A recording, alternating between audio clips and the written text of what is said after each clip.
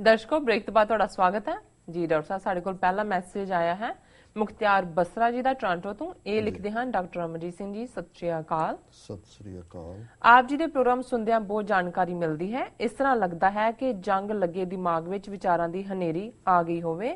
मैं टोरंटो तो सुखदेव सिंह का प्रोग्राम सुनदा सी ते लगदा सी कि थोड़े ही सूरमे ने जो अपने हक्कां दी गल करदे ने ते ओह भी घट रहे ने, पर हुण 1.5 साल तो रेडियो पातशाह जां बागी ਅਤੇ ਆਪ ਜੀ ਦੇ ਚੈਨਲ ਤੋਂ ਗੱਲ ਸੁਣ ਰਿਹਾ ਹਾਂ ਤੇ ਇੰਜ ਲੱਗ ਰਿਹਾ ਹੈ ਤੇ ਇਹ ਕਾਫਿਲਾ 100 ਤੋਂ 200 ਲੋਕਾਂ ਦਾ ਨਹੀਂ, ਇਹ ਤਾਂ ਤੂਫਾਨ ਰੂਪੀ ਕਾਫਲਾ ਹੈ ਜਿਹੜਾ ਦੁਨੀਆ ਦੀ ਸਭ ਤੋਂ ਵੱਡੀ ਜਾਲੀ ਜਮਹੂਰੀਅਤ ਨੂੰ ਜੜਾਂ ਤੋਂ ਹਿਲਾ ਦੇਵੇਗਾ।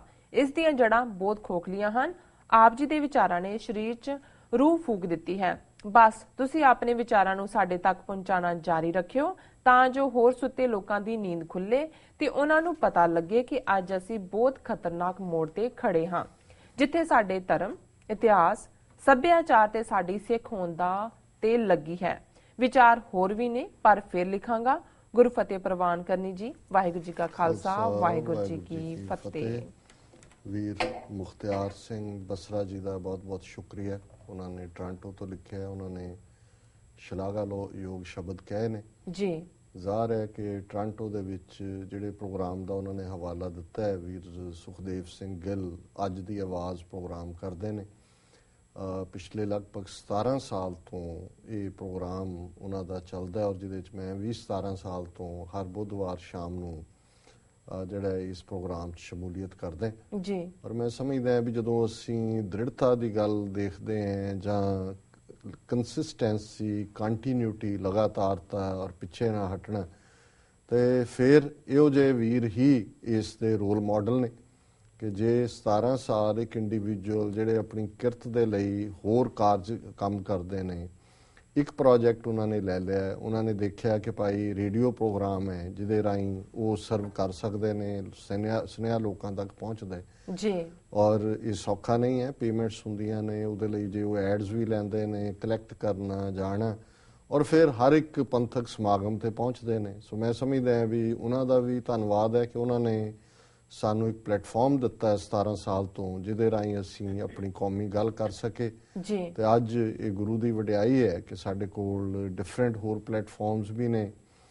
ਸੱਚੋ ਸੱਚ ਦੇ ਹਵਾਲੇ ਨਾਲ, TV 84 ਦੇ ਹਵਾਲੇ ਨਾਲ ਜਿਹੜੀ ਹੈ ਸਾਡੀ ਗੱਲ ਜਿਹੜੀ ਹੈ ਵੀਡੀਓ ਰਾਹੀਂ ਵੀ ਸਾਰੇ ਪਾਸੇ ਪਹੁੰਚਦੀ ਹੈ। ਔਰ ਵੌਇਸ ਆਫ ਖਾਲਸਾ ਜਿਹੜੇ ਕਿ ਬੜੇ ਮੈਂ ਸਮਝਦਾ ਵੀ ਇਸ ਵੇਲੇ ਬੜੀ ਇੱਕ ਪੁਸ਼ ਦੇ ਨਾਲ ਬਿਲਕੁਲ ਫੋਕਸ ਰੱਖ ਕੇ ਇਸ ਪ੍ਰੋਗਰਾਮ ਨੂੰ ਕਰਦੇ ਨੇ। ਔਰ ਸਾਡਾ 1 ਘੰਟੇ ਦਾ ਟਾਕ ਸ਼ੋ ਬੀਬੀ ਤੇਜਿੰਦਰ ਕੌਰ ਜਿਹੜੇ ਸਰੀ ਬੇਸਡ ਨੇ ਔਰ ਬਹੁਤ ਅੱਛੇ ਐਂਕਰ ਨੇ, ਪਹਿਲਾਂ ਸ਼ੇਰੇ ਪੰਜਾਬ ਰੇਡੀਓ ਦੇ ਐਂਕਰ ਹੈ ਜੀ। ਪੂਰਾ ਉਹਨਾਂ ਦੇ ਵਿੱਚ ਟੈਲੈਂਟ ਵੀ ਹੈ ਔਰ ਐਕਟਿਵਿਜ਼ਮ ਵੀ ਹੈ।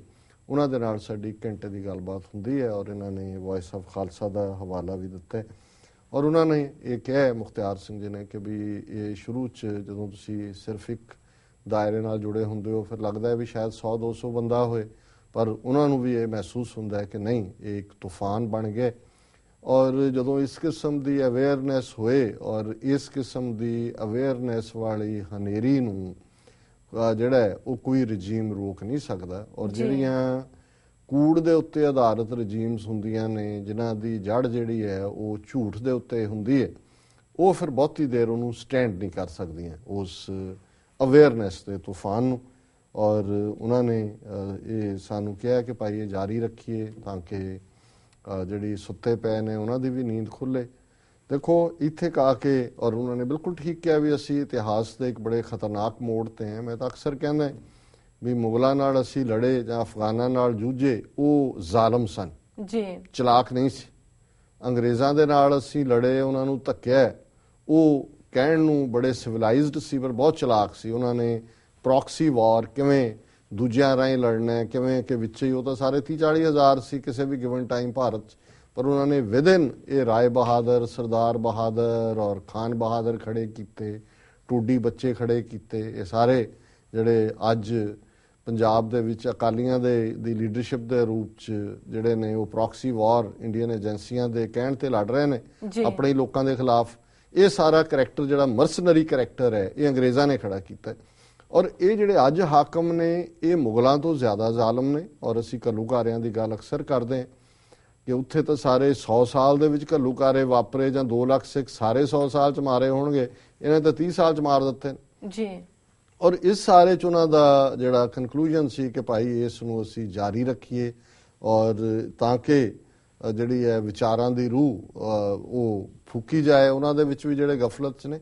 ਇੱਥੇ ਮੈਂ ਜ਼ਰੂਰ ਕਹਾਂਗਾ ਕਿ ਵੀ ਠੀਕ ਹੈ, ਸਾਨੂੰ ਹੱਲਾ ਸ਼ੇਰੀ ਔਰ ਇਹ ਜਿਹੜਾ ਤੁਹਾਡੇ ਪਿਆਰ ਭਰੇ ਸ਼ਬਦ ਨੇ ਆਪਣਤ ਵਾਲੇ ਇਹ ਹੌਸਲਾ ਦਿੰਦੇ ਨੇ ਜੀ, ਲੇਕਿਨ ਇੱਕ ਗੱਲ ਦਾ ਜ਼ਰੂਰ ਧਿਆਨ ਰਹੇ ਕਿ ਜਦੋਂ ਤੁਸੀਂ ਅੱਜ ਦੀ ਦੁਨੀਆ ਦੇ ਵਿੱਚ ਅੱਜ ਦੇ ਵਕਤ 'ਚ ਕੁਝ ਵੀ ਕਰਦੇ ਹੋ ਤੇ ਮੂਲ ਆਧਾਰ ਜਾ ਕੇ ਫਿਰ ਤੁਹਾਡਾ ਫਾਈਨੈਂਸਿਸ ਦੇ ਉੱਤੇ ਟਿਕਿਆ ਹੁੰਦਾ। ਇਹ ਠੀਕ ਹੈ, ਗੁਰੂ ਸਾਨੂੰ ਸਮਰੱਥਾ ਦੇ, ਅਸੀਂ ਝੁਕਾਂਗੇ ਨਹੀਂ, ਅਸੀਂ ਪੇਸ਼ਕਦਮੀ ਕਰਨ ਦੀ ਕੋਸ਼ਿਸ਼ ਕਰਾਂਗੇ, ਸਤਿਗੁਰੂ ਰਹਿਮਤ ਕਰਨ, ਸਿੱਖੀ ਕੇਸਾਂ ਸਵਾਸਾਂ ਨਾਲ ਨਿਭੇ, ਪਰ ਇੱਕ ਆਪਣੀ ਨਿਭਾ ਜਾਣੀ ਹੁੰਦੀ ਹੈ। ਇੱਕ ਹੁੰਦਾ ਹੈ ਕਿ ਤੁਸੀਂ ਇਸ ਕਦਰ ਅਸਰਅੰਦਾਜ਼ ਹੋਵੋ ਦੁਸ਼ਮਣ ਦੇ ਉੱਤੇ ਕਿ ਜਿਹੜਾ ਸਾਡਾ ਗੋਲ ਹੈ ਉਹ ਸਾਡੇ ਨੇੜੇ ਆਏ। ਤੇ ਉਹਦੇ ਲਈ ਆਰਥਿਕ ਮਦਦ ਜਿਹੜੀ ਹੈ, ਫਾਈਨੈਂਸ਼ੀਅਲ ਪਾਰਟ, ਉਹ ਮੋਸਟ ਇੰਪੋਰਟੈਂਟ ਪਾਰਟ। ਔਰ ਮੈਂ ਸਮਝਦਾ ਕਿ ਕਈ ਵਾਰ ਸਾਡੇ ਵੈਲ ਵਿਸ਼ਰ ਵੀ, ਕੁਝ ਦਿਨ ਪਹਿਲਾਂ ਬੀਬੀ ਜੀ ਕੈਲੀਫੋਰਨੀਆ ਤੋਂ ਜਿਹੜੇ ਬੜੇ ਜੈਨਰਸ ਨੇ TV 84 ਦੀ ਹੈਲਪ ਦੇ ਲਈ ਵੀ, ਤੇ ਉਹ ਮੈਨੂੰ ਕਹਿਣ ਲੱਗੇ ਕਿ ਜੀ ਇਸ ਤਰ੍ਹਾਂ ਨਹੀਂ ਹੈ, ਤੁਹਾਡੇ 100 200 300 ਬੰਦਾ ਵੀ ਜਿਹੜੇ ਤੁਹਾਡੇ ਇੰਨੇ ਐਡਮਾਇਰਰ ਨੇ ਸਾਰੇ ਪਾਸੇ, ਜੇ ਉਹ $1000 ਵੀ ਕਮਿਟ ਕਰਨ ਸਾਲ ਦਾ ਜੀ ਤੇ ਉਹ $2-3 ਲੱਖ ਇਕੱਠਾ ਹੋ ਜਾਂਦਾ ਹੈ।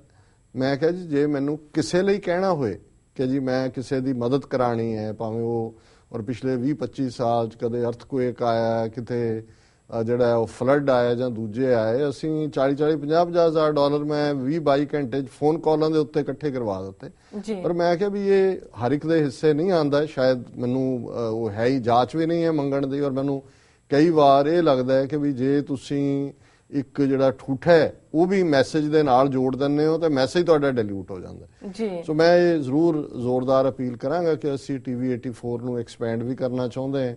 ਜੇ ਨੈਕਸਟ ਸਟੈਪ ਅਸੀਂ ਸੈਟੇਲਾਈਟ ਤੇ ਜਾਣ ਦਾ ਕਰਨੇ ਤੇ ਸਾਡੇ ਲਈ ਐਟਲੀਸਟ ਹੋਰ ਲਾਈਵ ਪ੍ਰੋਗਰਾਮਿੰਗ 3-4 ਘੰਟੇ ਦੀ ਚਾਹੀਦੀ ਹੈ। ਜੇ ਨਵੇਂ ਬੰਦੇ ਅਸੀਂ, ਹੁਣ ਤਾਂ ਸਾਡੇ ਕੋਲੋਂ ਜਿਹੜਾ ਐਗਜ਼ਿਸਟਿੰਗ ਢਾਂਚਾ ਹੈ ਉਸ ਨੂੰ ਐਫੋਰਡ ਕਰਨਾ ਔਖਾ ਹੋ ਰਿਹਾ। ਔਰ ਫਿਰ ਸਾਡੇ ਐਡਮਾਇਰਰ ਵੀਰ ਭੈਣਾਂ ਫਿਰ ਇਹ ਨਾ ਕਹਿਣ ਸਡਨਲੀ ਕਿ ਲੋ ਜੀ ਤੁਸੀਂ ਤਾਂ ਦੱਸਿਆ ਹੀ ਨਹੀਂ, ਇਹ ਤਾਂ ਇੰਨਾ ਵਧੀਆ ਸੀ, ਤੁਸੀਂ ਸਾਨੂੰ ਦੱਸਦੇ।